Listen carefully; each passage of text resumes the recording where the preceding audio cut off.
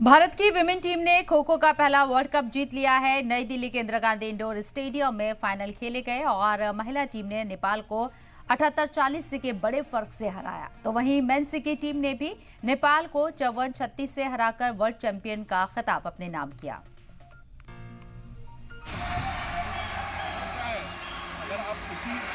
Kho kho world cup 13 से 19 जनवरी तक नई दिल्ली में खेला गया।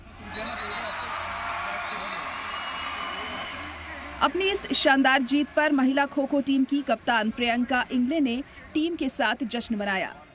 उन्होंने कहा, बहुत अच्छा लग रहा है, पहला मौका था और हम वर्ल्ड कप जीत गए, लेकिन हमने जो भी किया है अपने एक्सपीरियंस की वजह से किया है।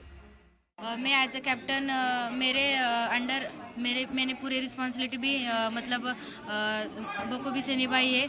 मतलब जब मुझे खो खो का कैप्टन चुना गया तो मुझे अलग ही लेवल की खुशी थी और आज वर्ल्ड कप जीत के वो भी अलग ही लेवल की खुशी है, तो बहुत प्राउड फील करती हूँ।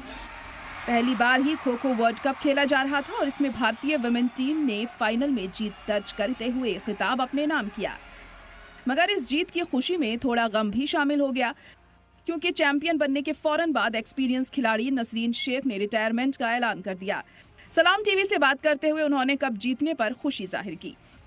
मैं चाहती हूँ कि जितना सपोर्ट मुझे मिला, जूनियर को मौका मिलना चाहिए, तो इसलिए ये डिसीज़न लिया मैंने कि बहुत ज़्यादा मतलब मैं पूरी टीम में सबसे सीनियर प्लेयर थी और मुझे बहुत अच्छा लगा कि मुझे लगा कि वर्ल्ड कप मेरा सपना था खेलना।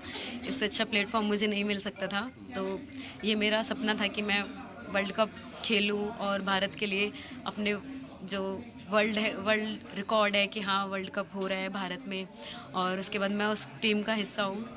भारतीय मेंस खो खो टीम के कप्तान प्रतीक वायकर ने नेपाल को 54-36 से हराकर पहले खो खो वर्ल्ड कप की तारीखी जीत के बाद अपनी खुशी का इजहार किया। उन्होंने कहा कि वो बहुत खुश हैं। उन्होंने जीत का सेहरा पूरी टीम के सर बांधा। उन्होंने कहा कि फाइनल बहुत शानदार रहा और नेपाल की टीम ने भी बेहतरीन खेल दिखाया। बहुत ही खुशी मिली है ये टूर्नामेंट पे, क्योंकि लंबा इंतजार था खो खो के लिए, जो अपने देश का गेम था उसके लिए बहुत लंबा इंतजार था इंटरनेशनल लेवल पे आने के लिए। खो खो के खेल में जिस तरह से मेंस और वुमेन टीम ने मुजाहिरा किया है, उससे यकीनन पूरे मुल्क का सर फक्र से ऊंचा हो गया है। हर तरफ इन खिलाड़ियों का ही जिक्र हो रहा है। उम्मीद है कि आने वाले वक्त में भी खो खो के खेल में हिंदुस्तान दुनिया भर में अपनी बादशाहत को कायम रखेगा। ब्यूरो रिपोर्ट, सलाम टीवी।